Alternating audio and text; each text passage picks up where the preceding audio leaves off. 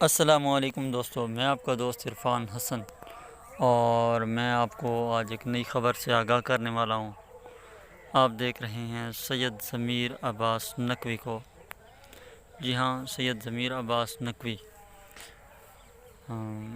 ان کا heart attack ہوا ہے، اور جس کی وجہ سے یہ جہان فانی سے کوچ کر گئے ہیں۔ اللہ تعالیٰ ان کی مغفرت فرمائے، اور ان کے گھر والوں کو اللہ تعالیٰ صبر جمیل عطا فرمائے۔ جی ہاں دوستو، بالکل یہ بات سچ ہے کہ سید ضمیر عباس نقوی بقضائے الہی سے فوت ہو گئے ہیں، اور جیسا کہ آپ کو معلوم ہے، بہت ہی زبردست انسان تھے اور نیک کاروں میں سے ایک تھے۔